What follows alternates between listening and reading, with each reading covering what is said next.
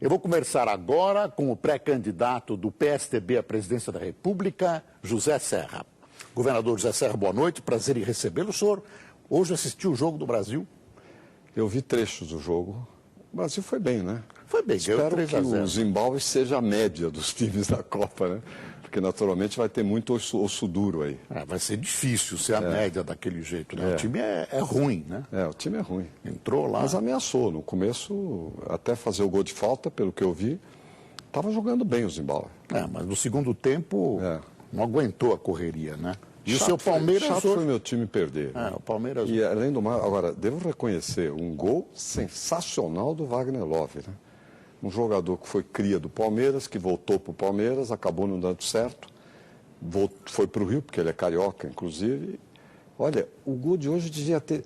Sabe uma coisa que o Cheto não tem espaço nenhum, exceto aquele por onde a bola entrou e conseguiu fazer, 1-0. Paciência. O meu neto deve estar feliz, porque o meu neto é Flamengo. Durante a campanha, durante o campeonato, o senhor para a campanha? Não. Mas na hora do Jogo do Mundo é o Brasil que para. Você está falando da Copa do Mundo? A Copa do Mundo. Eu vejo todos os jogos. Aí é o Brasil que para. Mas o senhor continua viajando? Se estiver viajando, eu vejo onde estiver, né? Porque em qualquer lugar do Brasil para. Eu acho que se você for para o interior da selva, os índios não aculturados devem ver o jogo também. É evidente, é evidente. A seleção brasileira...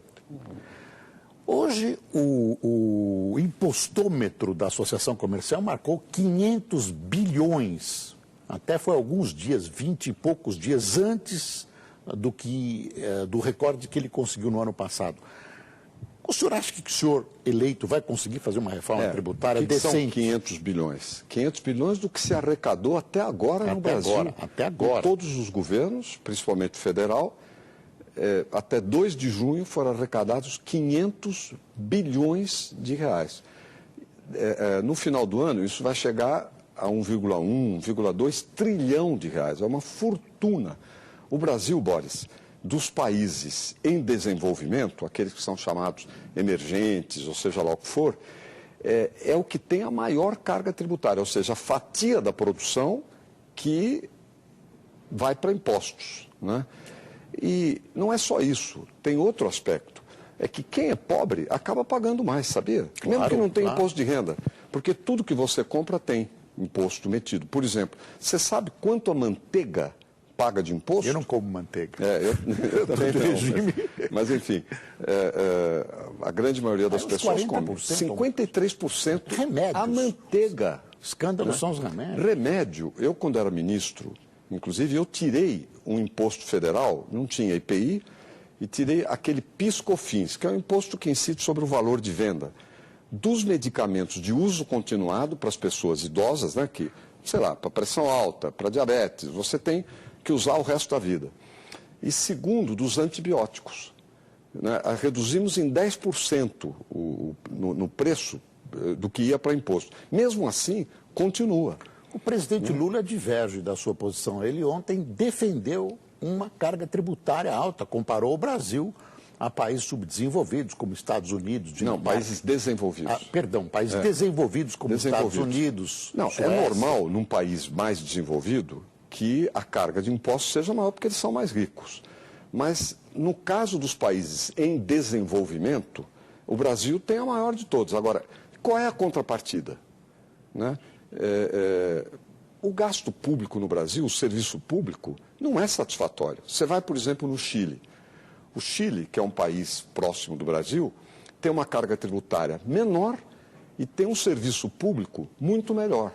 Ou seja, o problema também não é só o imposto. Quem está pagando, por exemplo, Estados Unidos, Suécia, Alemanha, etc., não são os pobres que pagam mais, não. Aqui quem ganha até 3 salários mínimos paga o dobro de imposto de quem ganha acima de 30 salários mínimos. E se eleito, o senhor consegue resolver isso? Mas espera um pouquinho. Segundo, tem o problema da forma que o gasto é feito. Por exemplo, agora o governo anunciou cortes de gastos.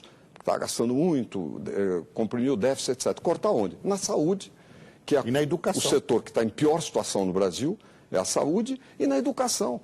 Então, o gasto não tem uma correspondência com o peso dos impostos. Eu acho que a gente tem que mudar essa situação. E eu vou começar a mudar essa situação. Como? através de medidas que simplifiquem, desonerem a cesta básica, basicamente de consumo. Hoje é pasta de dente, escova, manteiga, tudo paga, até implante para dente, sabe? E coisas que você não pode dizer nem que arrecada muito, mas para essa área pesa. Eu, quando era ministro da Saúde, por exemplo, tirei imposto sobre marca-passo, porque até era o governo que pagava, né? E você tinha aí o marca-passo custando uma fortuna. Hoje tem imposto sobre saneamento. 2 bilhões de reais o governo federal arrecada de imposto sobre as empresas de saneamento. E está faltando saneamento no Brasil, elas podiam investir direto. Hoje tem imposto sobre imposto. E aí pega empréstimo da Caixa Econômica Federal para investir com toda aquela burocracia, pagando quando bastava ficar com o dinheiro. Então a gente tem que fazer uma limpeza nisso. Nem sempre exige mudança constitucional, não. Às vezes exige lei, que é mais fácil. Essa coisa de que tudo precisa mexer na Constituição não é fato. Em São Paulo, eu lembro a você, nós criamos a nota fiscal paulista, que devolve a 30% do imposto pago no varejo para as pessoas comprarem e registrarem a sua compra. Isso está acontecendo. Ou seja, você pode fazer, é a única vez que eu ouvi falar que se devolve imposto no Brasil. Você pode fazer muita mudança na direção correta e começar a alterar essa situação, não ficar, né, prolongando. Agora, 500 bilhões em 5 meses é uma fortuna que está se pagando e não tem uma contrapartida. A prova é que estão cortando gasto na saúde. Governador, tem essa história do dossiê que o senhor respondeu hoje a uma questão, exatamente essa questão que lhe colocaram, responsabilizando a ex-ministra Dilma. O senhor acha que ela determinou? Eu acho que o responsável pode não ser direto, né? Em 2002, aquele Bezoini fez um dossiê, fajuto, sempre fajuto.